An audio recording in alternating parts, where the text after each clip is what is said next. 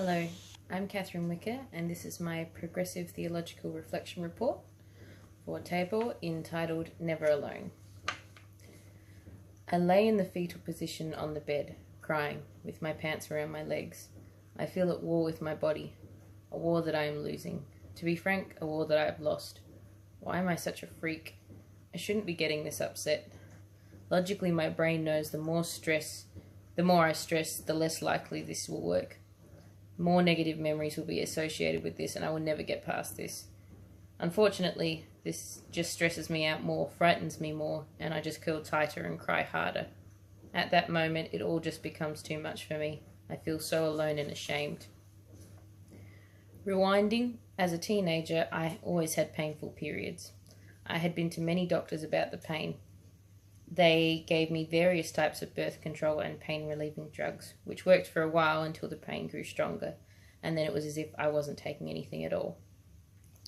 11 years after going to the doctors and having tests and ultrasounds, I finally speak to a psychologist.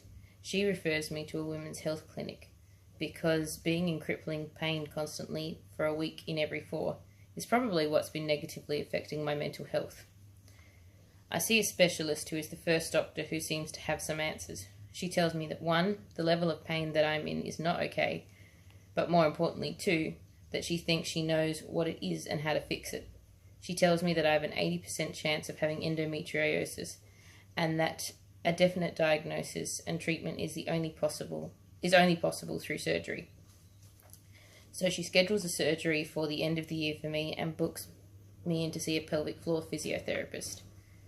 The physiotherapist explains how, after being in pain for so long, my pelvic floor muscles have tightened like a clenched fist, constantly bracing for pain so tightly that they begin to spasm. This is the stabbing pain I felt in between periods that none of the other doctors could explain. She says that I need to retrain my body to relax by doing breathing exercises 5 times a day, and by doing pelvic stretches and focusing on deep breathing once a day to allow my pelvic floor muscles to relax. I try these exercises, and to my surprise, they actually work. My stabbing pains between periods start to vanish without the aid of drugs. We move on to step 2, trainers. This involves slowly inserting and touching the outside and inside of my vagina with increasingly thick plastic tubes to get the muscles to relax. She demonstrates it on me while I'm there to show me how to do it, and I get through it by distracting myself by focusing on my breathing. Which leads me to where we left off at the start of this report. On my bed, with relaxing music, but this time I can't distract myself. This time I have to face my fears, and my brain is getting the better of me. I start to tense up. I know that's not helpful, so I try to calm myself, but I just start tensing more, and I start to panic. Inside my head, I scream at myself to calm down, which has the same effect as if someone had yelled at me in real life. So I just start to panic more until I end up in the fetal position feeling like a failure as a woman. My husband enters after hearing the crying and just holds me. After I finish crying, I tell him about my fears and my feelings. He helps me work through this. The next day I'm able to use the first trainer successfully, and I feel like I have had a breakthrough. Instead of trying to fight my body, I'm working with it. I feel a sense of achievement, like I'm finally progressing on this rough journey. But I'm still ashamed. When people ask me what's going on, I don't mention it. I feel like I can't share the biggest spiritual, mental and physical breakthrough I've had about myself because it involves periods and vaginas. Some of my closest female friends know the pain that I've experienced, and that I see a specialist regularly who keeps track of my progress, but I feel no one really knows how hard I am working to make this better.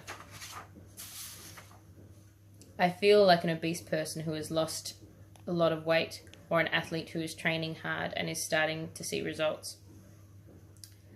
Like someone who has worked hard, I want to share my success so far. I may not have reached my goal yet, but I can see the finish line.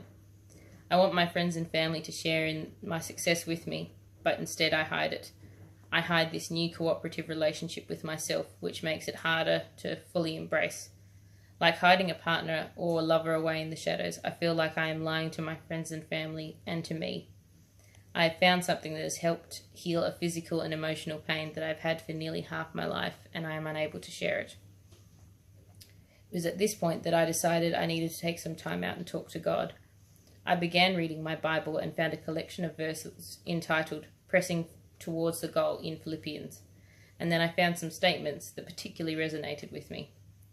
But we must hold on to what progress we have already made. Philippians chapter 3 verse 16. And I don't mean to say that I have already achieved these things or that I have already reached perfection, but I press on to possess the perfection for which Christ Jesus first possessed me.